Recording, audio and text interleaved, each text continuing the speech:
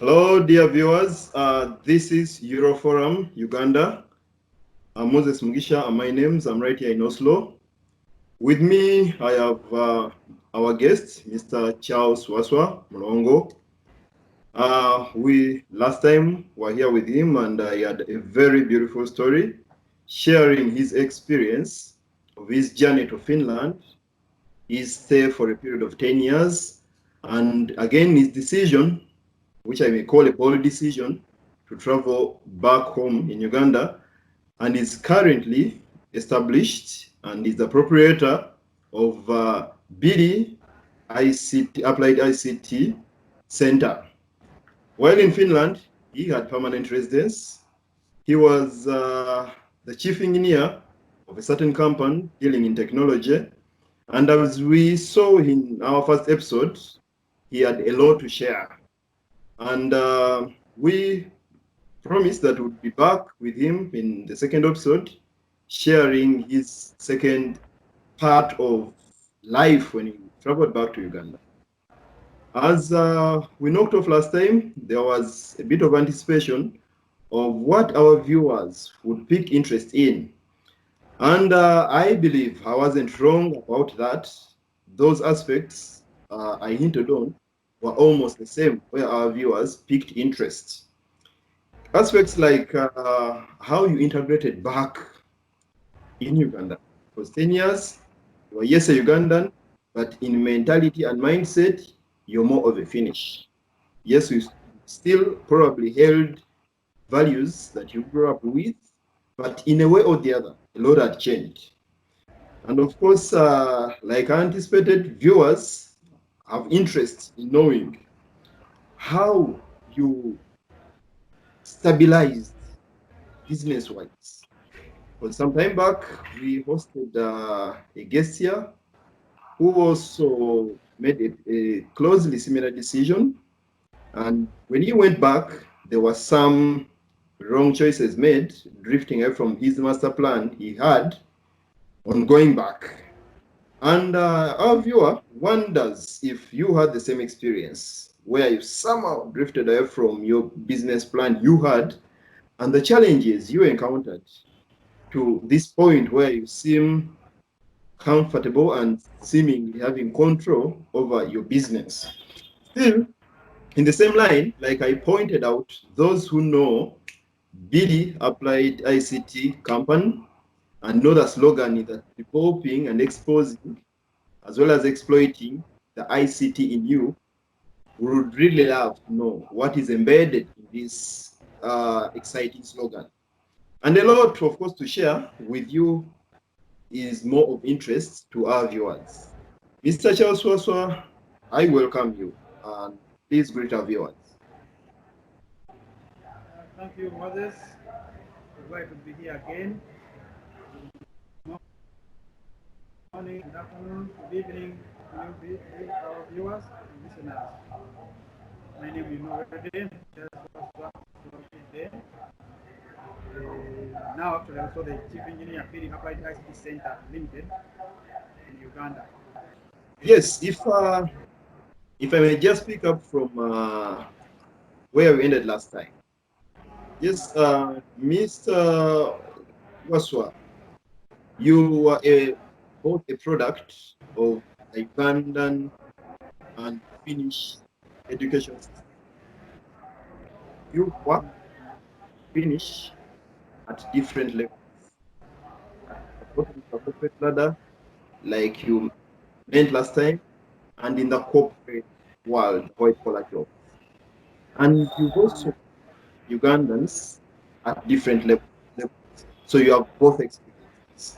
So what is that striking difference through your experience you can tell about the typical Ugandan graduate or typical graduate and their lives in the employment world?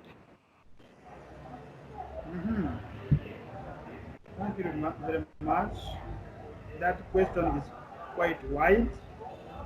Actually, it may require its own episode. But allow me to mention a few things. These are based on my experiences, my encounters. One of the key in the education system I have recognized the difference is the self-esteem.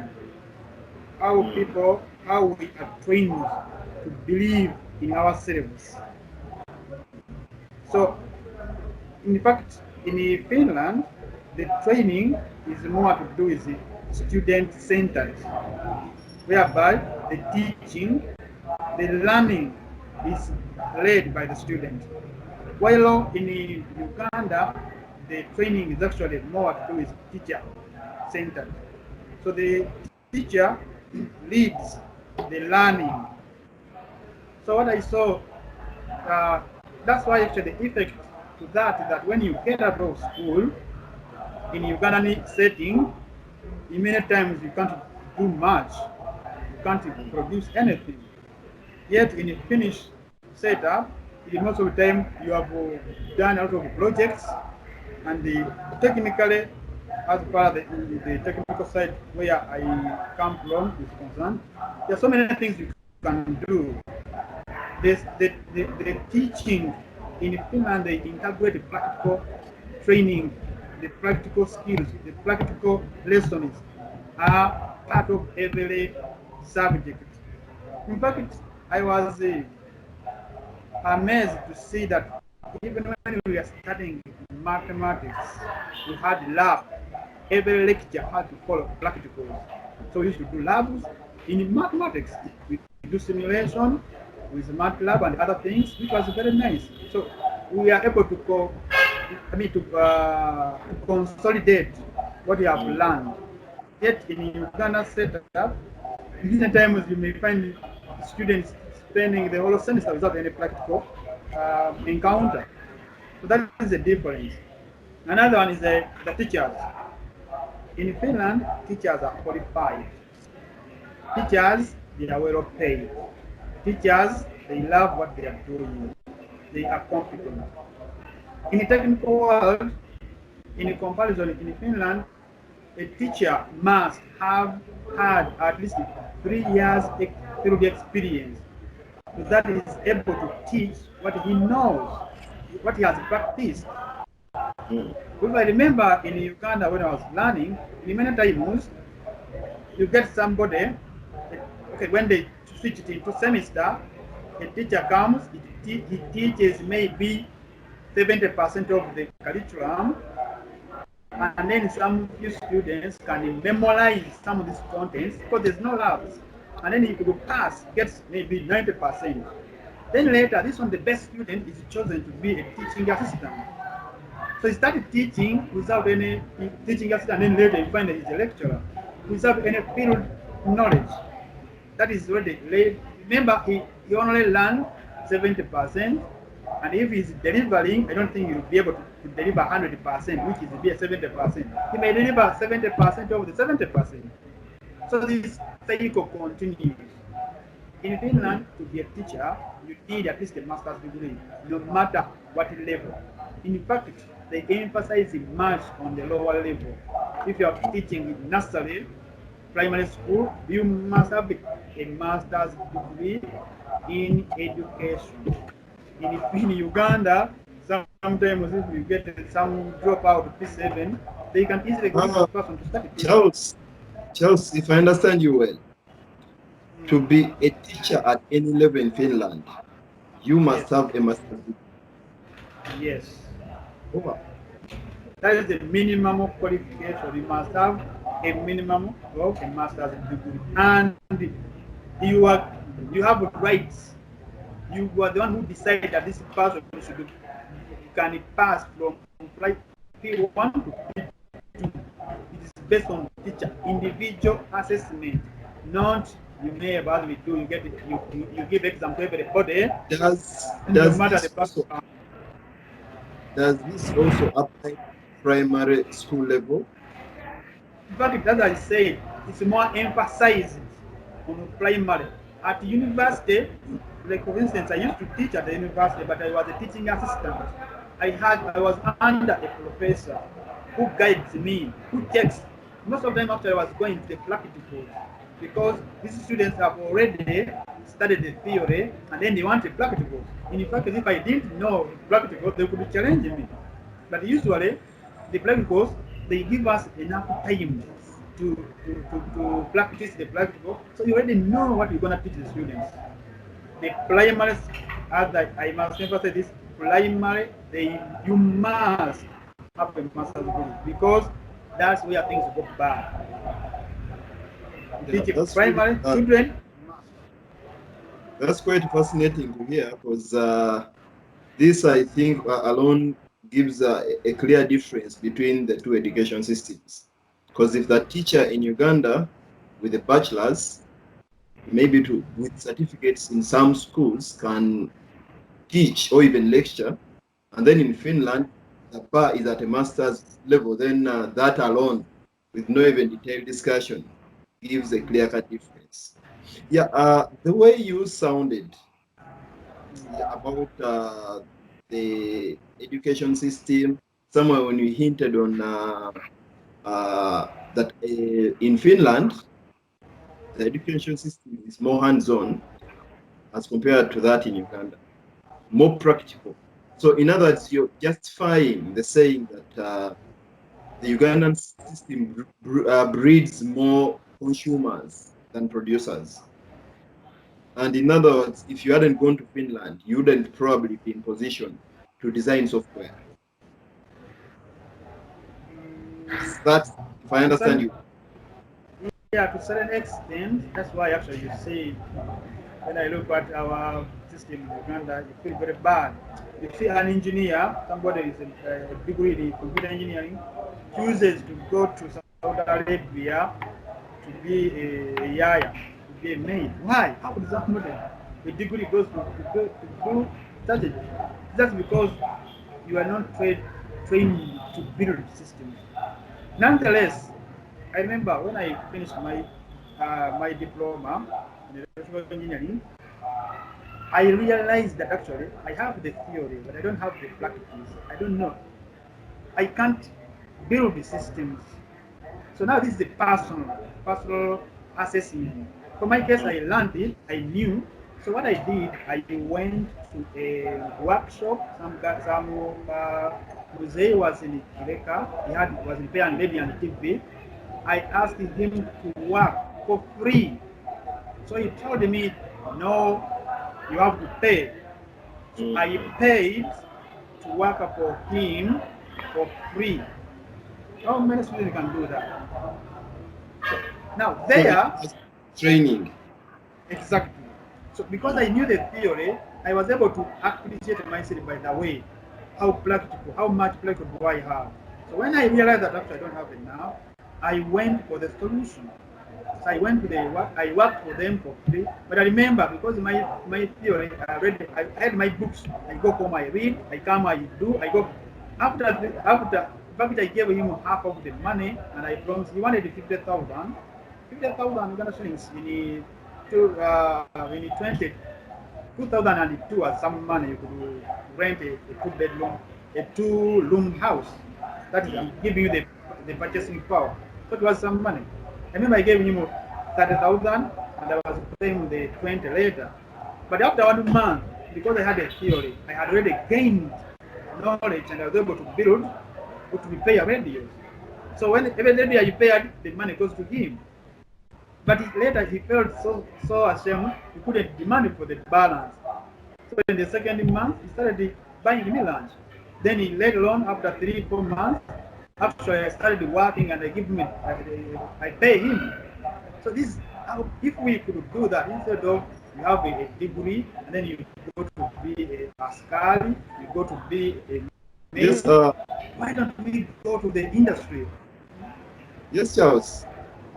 Maybe not so many Ugandans are privileged to travel abroad to acquire this education that can help them produce from scratch.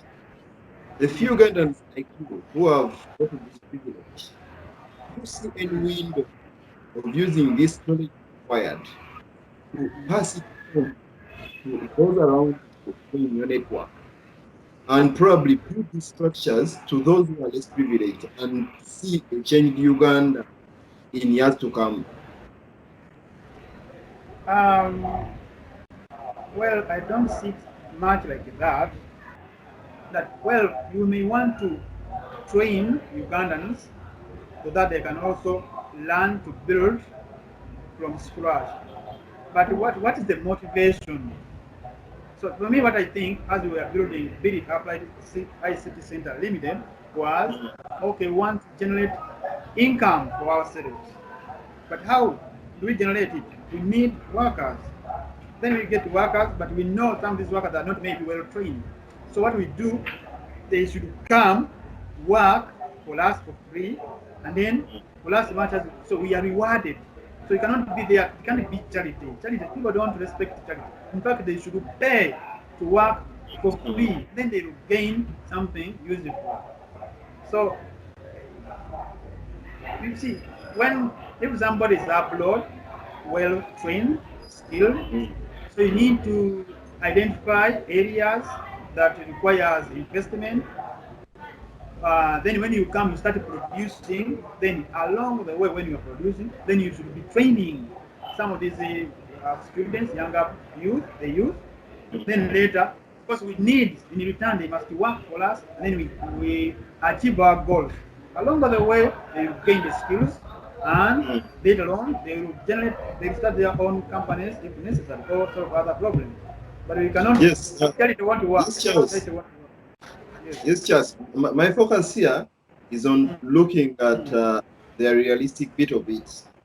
Given the Ugandan population and then the people who are privileged to go to the university, and then there is another small category of those who are privileged to get advanced education abroad, which is really so small. But now I'm looking at those few privileged, like Charles Waswa, who have even got the ground to establish companies. Do we see a window somewhere where they can strategize and bring this international or education from abroad, spread it out through systems, like structuring it out in a way that is broad enough for those from Makerere, Chambogo to just loop in than paying for education abroad? Really have such, for example, in particular, BD Applied ICT Center. Does it somewhere have such a vision? Because we are trying to look at the realistic bit. In reality, like you also asserted, Uganda produces more consumers than producers, and it is commonly said, like you mentioned, that if an engineer goes to Saudi Arabia, then it clearly indicates that either it's about the job market, it's about the competence by the time this person left university, or it is about the education system, which we cannot change at the block. But we see any window of taking units change, like a friend tells a friend to tell a friend teaches a friend to teach a friend. Do you see it, Eno? Unfortunately, I don't see it that way. And also, I see that, again, if you say privileged, we can create privileges by ourselves. See that thinking, again, my challenge is the mindset. I was known to nobody, but I saved. To go to Europe, I saved for myself. I had work, I saved. But what do many other people do? When they get some money, they want to buy big cars. So the chances are there for everybody. But how do we prepare? See, as they say, lady luck favors all those who are prepared. So how do we prepare ourselves? If we don't change the mindset, even these opportunities will come, but we won't even recognize them. When I was in Finland, we approached the embassy of Uganda. We told them that, you know what, in Finland, okay, many European countries, the education is free. Now, the government, can you spread this word, sponsor some students to come and study? They didn't follow up that. Nonetheless, then on the other side, how can we spread this? I tried to do that, but the system is so, I don't know, it's not so good or broken. How can I call it? When I came back, having it, I was comparing to the Finnish style that to teach, you need a master's degree and at least 3 years of experience. I had that already, over 3 years of experience, and then the master's degree. So I went to Chambogo University. Then I wanted to teach. I just wanted 2 days. I wanted access to students. So when you have access to students, you, you, you pick, you are able to recruit for those who can work for you. So I went there, I asked the head of department whether they can allow me, give me some lecture to teach. He told me after their room there, they had no one to teach microprocessors. I told him, I'm an expert in that field. Then he said, okay, I will talk to the vice. He told the vice chancellor. I'm telling you, I walked. Then one of my friends said, you guys, why don't we just create our own center? Why do you go to the university? I wanted to go there, introduce to that because I've had experience. I could, that's actually your point. That's how it should have been done. This university will be open. These guys who come abroad will be going there to lecture. But there's some people we find there, we look at them. So I couldn't teach. So that's why that's why I'm telling you what you are saying. So Possible because of the setup. So actually, I get your point. That what I'm asking is exactly what you had in plan. There was a will, but the will was shut by the system Exactly. for certain reasons. Okay, that we can hold it there. But okay, it's really exciting that you had such a plan, because I personally believe that in many cases, moving a block or changing a block maybe not even the capacity, but taking bits of it can yield more than you would expect. But it's very, very nice that you had such a plan. Yes, like I mentioned in my opening remarks, that in our first episode, there were so many viewers, as you probably also have, and some to the extent of asking your contact. And there is, amongst them, there is someone who seems to know you a little more beyond your name and title. This person, who contacted him at the university in Finland, and he, in my conversation with him after watching the show, he made reference to certain book entitled Miseducation of the Negro. And according to him, it's a book he has read as a result of your inspiration. That and he says it's one of your favorite books.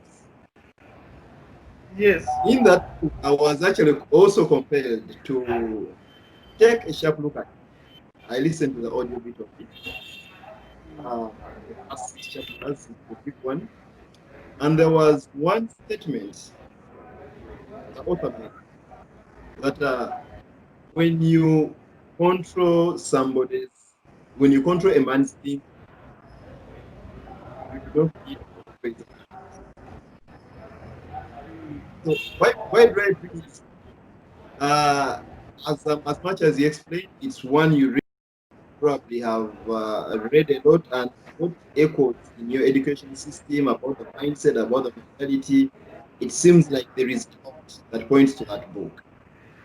You have something in particular you would really love to share with our viewers from that line with what we're currently discussing. Yeah. Okay. You see that book when you read it, man, it was written. It did 1933. But when you read it, and then you have lived in Uganda, you see those things happening in Uganda right now. You see, the challenge that the more we stay in school, actually, the more miseducated we become. And that's why actually we are suffering from the brain drain. You see, because we can't fit. See, when you go higher, we can't fit into our society. So we don't want to go back. So we start thinking about the paradise. You see, I have trouble with that. You see, you have your home because of some challenges. You go to the neighbor. You start living with the neighbor. And then you don't want to go back to your home. Why? When you live with a neighbor, you see how they generate income, you see how they make food, you see how they manufacture. Why don't we learn how how these things are manufactured? How maybe if they have bed bugs, those are big problems at home, you could call them bed bugs. How are they fumigated? Then after 10 years, you carry that skills back home to your community. But because of the miseducation, we don't fit into our community anymore. So we become useless. So we sit abroad abusing the system in our country. But usually they ask, what have you done? What have you done? So we all have the power to do that. And also you check exactly the mind. These guys are not, when I say guys, I mean the West, who have been controlling us for a long time. They are no longer here in Uganda, in Africa, but their mission is still running. Miseducation of the Negro shows you how they do it. So the elites who gone studied from abroad, they carry those missions back home. So you see, man, that's the Yes, book we Charles. must read. Yes, That's the yes. book Sorry, everybody must read. I hijacked you, but I knew bringing in this book is more like scratching where it itches the most. I know the way he explained, Mhm. it echoes a lot of what you're telling, and maybe that independent mindedness, that spirit of nationalism. I think there is a lot. I think it's one I'll read to the end. Yes, and maybe you may have a couple of stories that you want to share with us the next time. Yes, but just Yes, moving forward. yes. Uh, yes, Mr. Charles, definitely we experienced, but looking back towards the past, there should have been challenges here and there.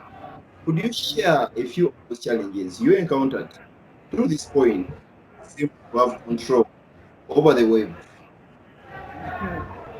Yes, you see, usually those are the fears. People fear to return home because of some of the things unexpected. Some of them we know them, but Mm. I thought at one point that when you know the language, then you are at home because the language helps you with social integration.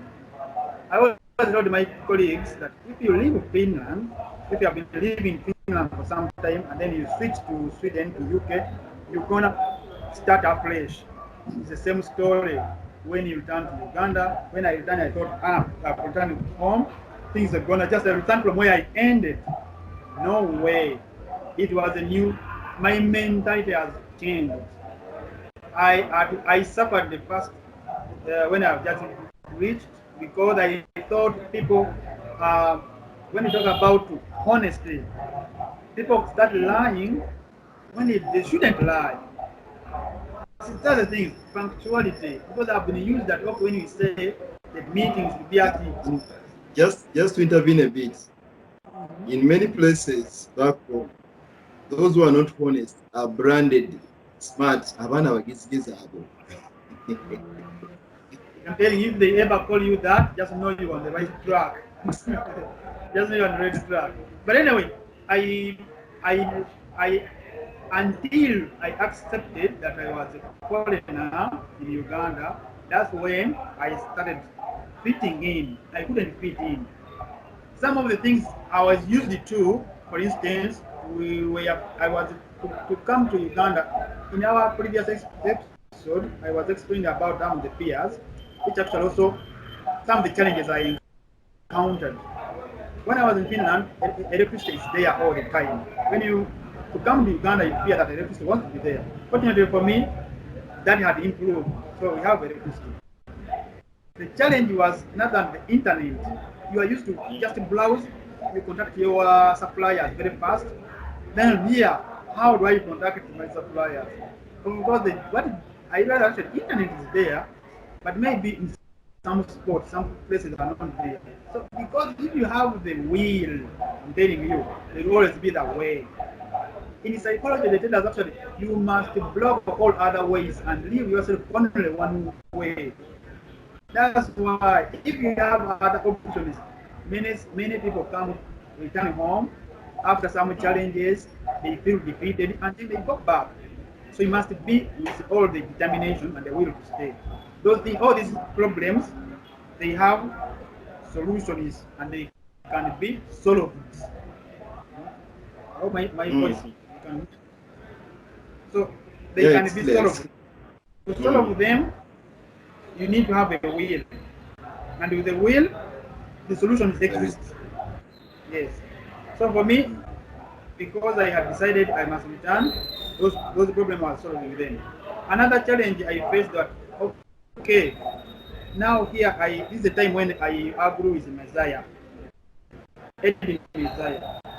When I was still in Finland, I was listening on YouTube. He also told us that you guys, everybody in Uganda is a thief.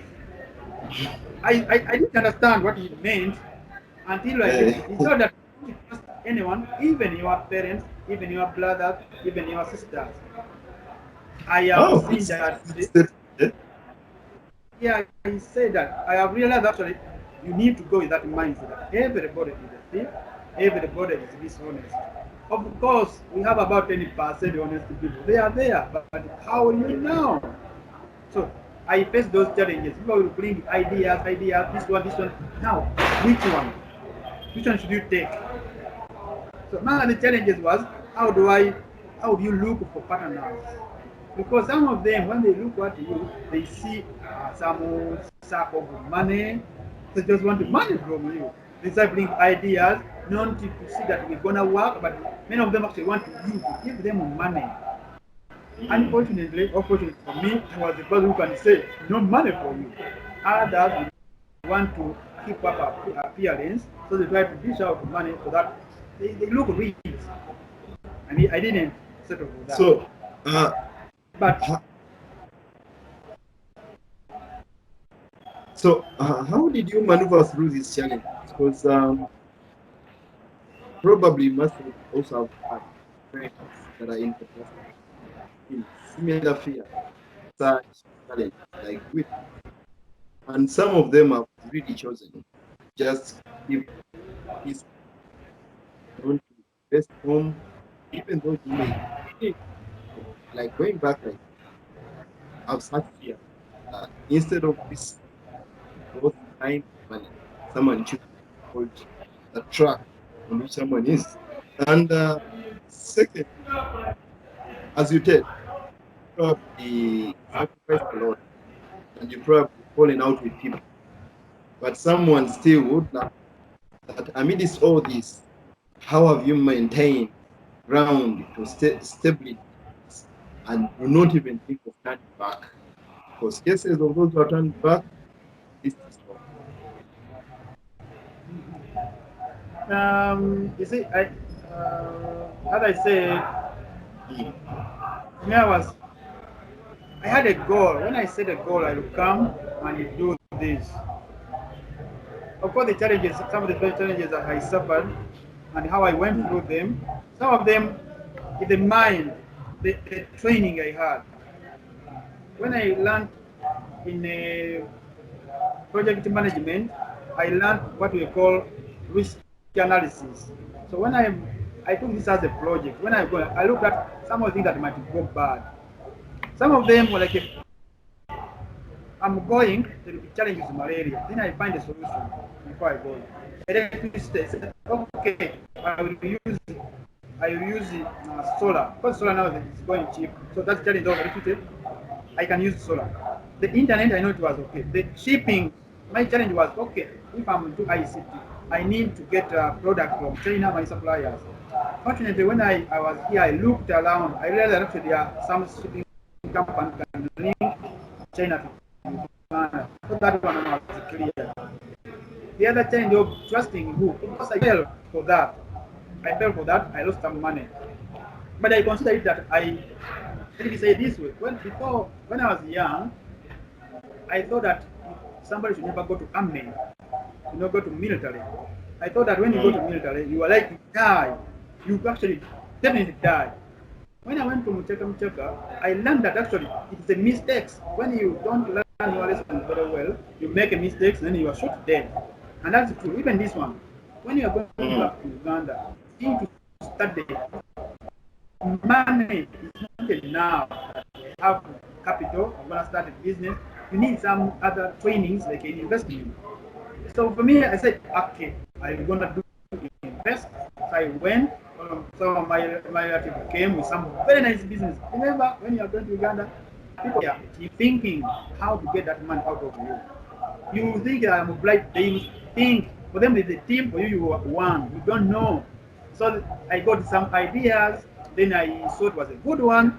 I invested with the promise that, oh, don't worry, for me I'm gonna run, because one of the laws of investment that do not invest something you don't understand. So unless you have somebody who understands this and then you are working together. So I took that one. Okay, I invested some of my money, but later on the business had failed and I lost the money. Fortunately for me, because I have that management, that I learned, I saw it coming, and I tried to minimize the losses. Good enough for me, I later recovered about 55% of my capital. I never blamed the other partner with whom we had the business. We withdraw, but it was my mistake. As I told you, in a war, when you make a mistake, you lose. I was trying to follow the Warren Buffett's approach that when you are running a business, you can give it to somebody, give him all the rights, all the powers. You can run it for you. One thing I forgot, when I reached there, that we were in a business, this person indicated that he knows the in and out of this business. So for me, I was there to discuss money, but I forgot one principle, that when you are choosing that person to run your business, you must make sure that he's a good manager. So when I forgot that, I didn't check. Because I really see a chain of aspects that must be put to play. That idea of risk analysis, the idea of empowering partners, like you've chosen someone to work with, give him all the powers, and then the choice of expertise, competence. So in other words, through your mistakes, you acted like one who has lived in Finland for 10 years. Because we previously had a show where we were comparing systems, societies here in Scandinavia. People, owner, they take responsibility for their mistakes. So you knowing that someone has caused me a loss, instead of now pointing, blaming fingers, pointing to you. Oh, where did I think that is something someone needs actually to learn from you, and maybe even the people working with you. I think, because in my opinion, the more we blame, I think the worse it gets, because then you never know where you went wrong, victimizing the rest. So actually, that's very exciting to hear. Exactly. Just to deviate a bit, there was a concern from our viewers from the previous episode that you hinted somewhere on what you call transferable skills. Because maybe someone out there in Canada, Europe, Asia would love to make a similar bold decision like yours, but probably its line of work is only up in that country and transferable back.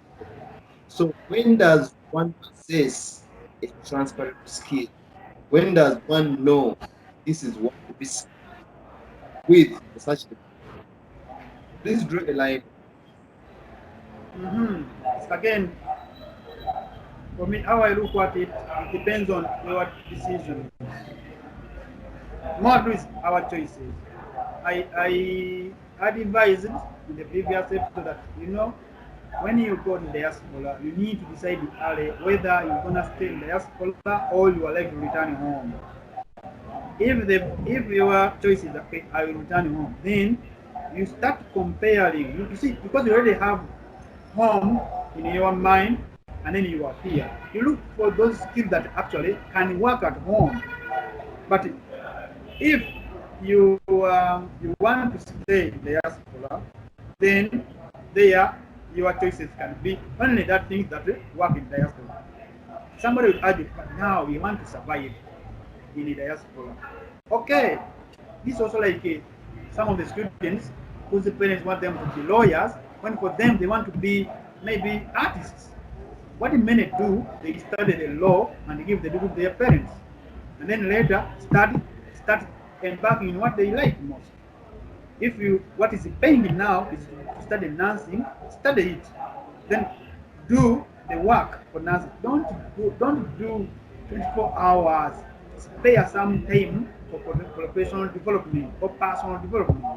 So in your free time, online in Europe, the internet is there very fast, very good, very reliable. There are so many courses online for free, like a Coursera, Allison. So look for those transferable skills along your other survival skill you have, which is applicable in Canada, in Finland, in Sweden. Do it to survive there. Spare some 2 hours at least every day and earn extra skills that you can transfer anywhere else. So now some of the challenges, if you learned how to market, how to sell, I can tell you I've never seen anyone good at marketing, anyone good at selling that is poor. You are good at selling and poor. Actually, you have to work so hard that you become poor if you are good at selling. Why don't we gain those skills? So transferable skills, you can learn them. Another one is you look what there is a paper. Is it the Ministry of Investment? The investment authority, the investment authority has some of the area that require investing in Uganda. You can look what those publications is and then identify. But by the way, there is so many fruits in Uganda or in Africa. Then when you wherever you are, will you be interested in that? Much as you already a political nurse here, then you can look at extracting trees. Then you learn that in your free time. And then later on, of course, you may need partners. That is very challenging. Another area we advise the embassy, at least the embassy of the Nordics, always advise that you need to visit home regularly. When you visit home, you see changes. You see, you are in. If you are in Europe, you are in the diaspora. Some of the infrastructure has grown. There are so many things that are taking place. You'll note something. When you go back home, you start to realize, by the way, this thing is missing. We have it in Sweden. This thing is missing. We have. Last time I told you that what is good for the hen is good for the cock too. So if these things are good for the whites, you try to say, but how can I take this home? One example was I had these diapers were in Europe. Somebody saw them and then introduced them to Uganda. So this guy is a millionaire, actually a billionaire for Ugandan world. So Charles, as much as I understand you, that transferable skills can be in two categories. Either your line of work in the diaspora or something you can read about. Actually, you hinted on the document the UIA, Uganda Investment Authority, produces yearly. Actually, that have a lot of business ideas. They actually make some the details, then the costing, and I think it's also someone also have on, and they may not actually apply to anyone, to all those who plan, to only those who plan to come, but as well you who doesn't have any plan of, but you love to attach value to your money. So I really think, and then you mentioned something about early decision making. Very, very important. I got feedbacks about people who spotted that previous episode, and got really inspired about fact of choosing early rather than deciding early. Where do I want to go? As much as I'm here in the desk, do I want to stay here? Do I want to go back? I think that's very important. Yes, and Charles, Yes. we zero uh, really by City Center.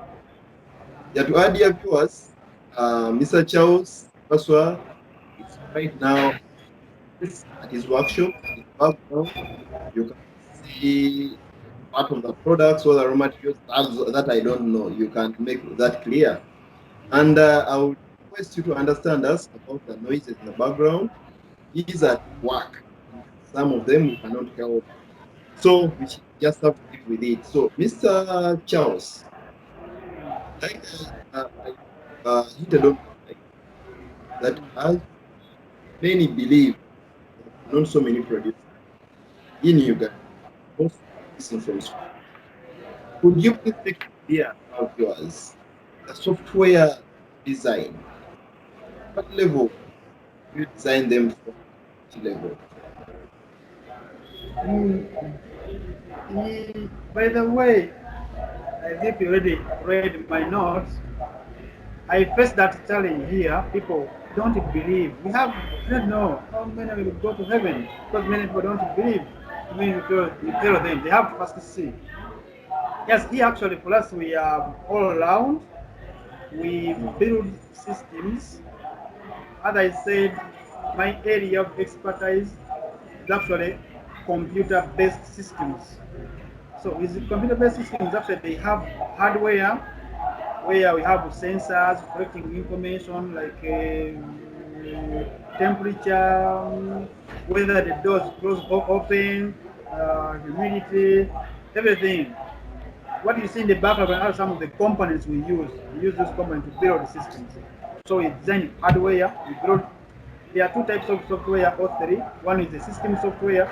So when you build a better systems, we need to write software for the low level, the one that it runs on the hardware itself.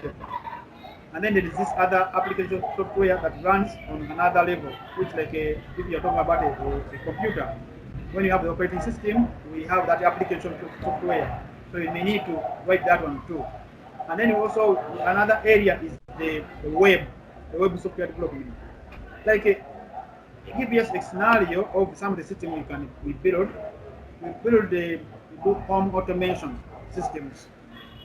For instance, you are in Norway, you have your house in say Luzira or Yenga, but you want to monitor how electricity is used, how the air quality inside. So first we design those sensors, we put in your house to check the air quality. We can check how much power is being consumed, whether the fridge is open or closed. So that hardware, we build it, we write software for it, and then that information is sent to the server. We develop server side where we send information to the remote server or remote computer, and then we also build mobile applications whereby now if you are in Sweden, you are in Norway, you can see in real time what is happening in your home. So those things has layers of software development and the hardware. We have a system software which interacts with the sensors, and then we have the application software that will deal with sending information to the or web software sending information to the server, and then another of we call front end that reads information from the server, and you are able to see it on your mobile phone. So that's the level we are.